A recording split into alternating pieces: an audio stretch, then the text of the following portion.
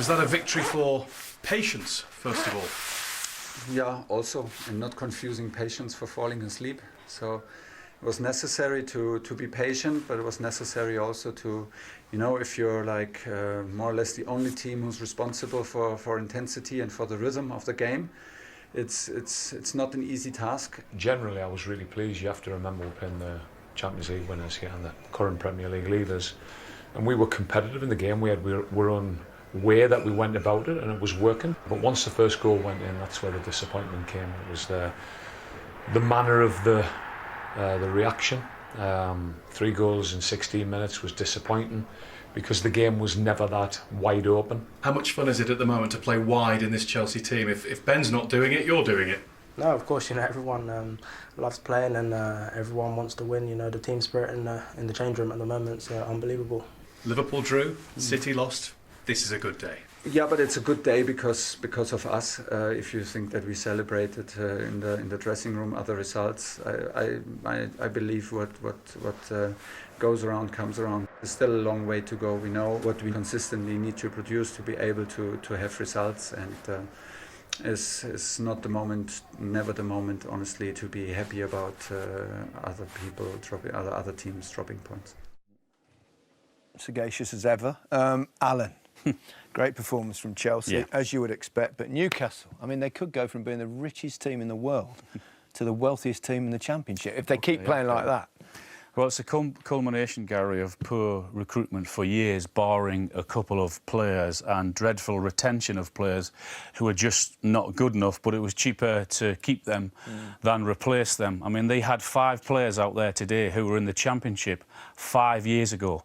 So that's why they are where they are, but I understand how they played the game today in terms of the system that the manager played, but the system they played never allowed them to get out at all, never allowed them to pose a threat on Chelsea at all, and every time the goalkeeper got the ball, it seemed as if he was the one that was keeping it long because of that. That's their system. They play 5-3 in the 2, and they want everyone back doing the defending, but the problem with that is that when you win the ball, that's exactly what happens. You kick it straight back to Chelsea and they turn around and they come at you again.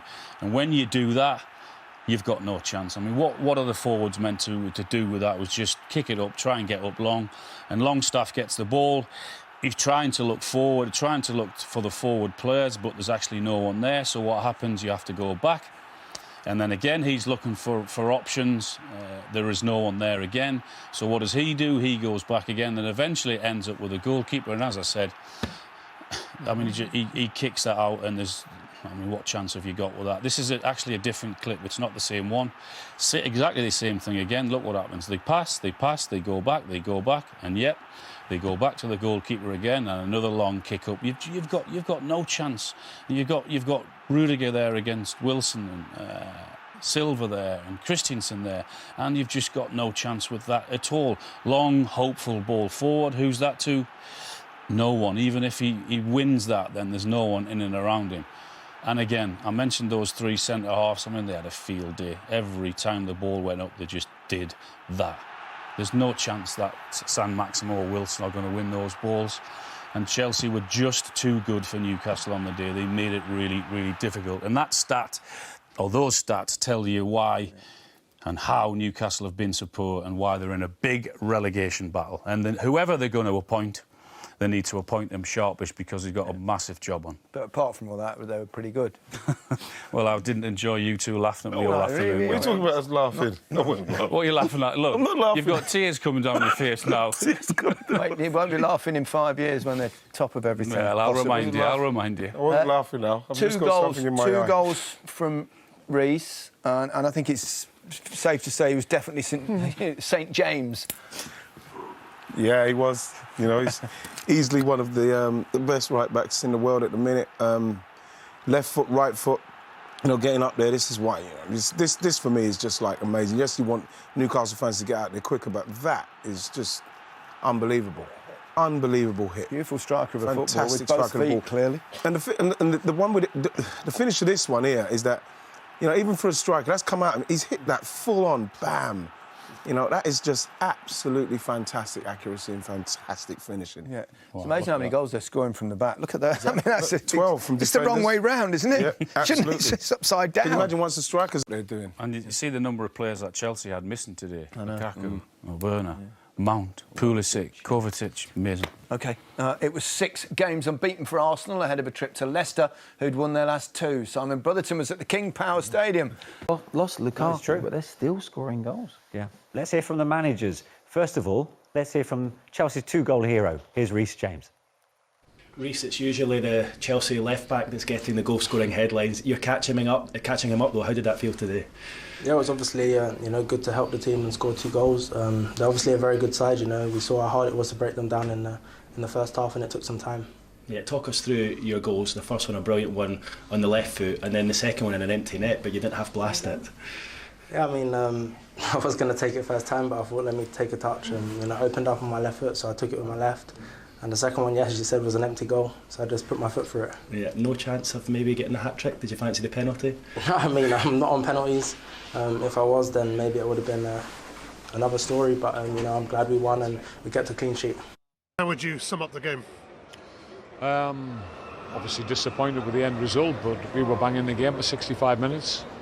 It was in a style that we don't want to play like that, but it's where we are at the minute. We have got the Champions League winners and current Premier League leaders here at St James's Park. We had a little bit of momentum, probably the biggest amount of momentum we had in the game just before their first goal.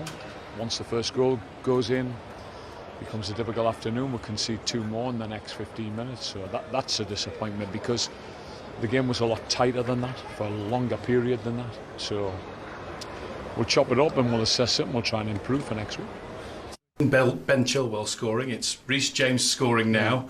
Just how important are these wide players in your system? Well, in the system, for any team, I think, who plays with wing-backs, it's important that to create a goal threat, to arrive with enough bodies in the box, enough people in the box. And this is necessary that we do it with the wing-backs and, of course, with all the strikers. And in the second half, we increased a bit the risk and had more people around the box to hopefully create a bit more chances, and we want them to arrive in the decisive spaces to have more goal threat. Marcos Alonso was decisive in the beginning of the season. Aspi is always involved when he plays in the position, and now Ben Chilwell Reece contributing goals.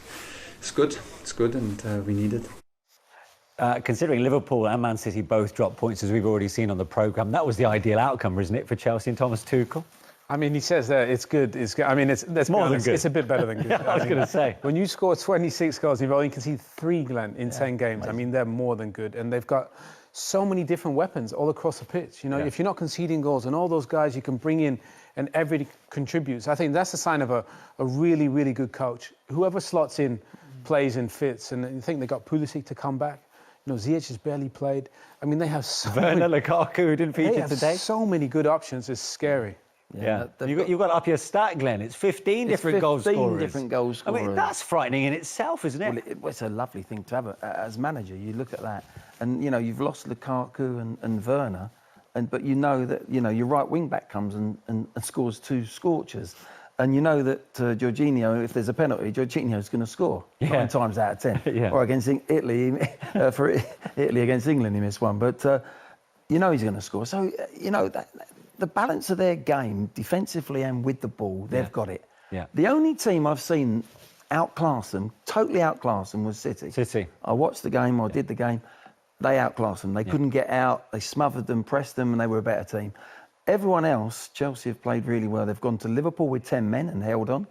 There've been some fantastic performances Chelsea have put in, and he keeps the same system.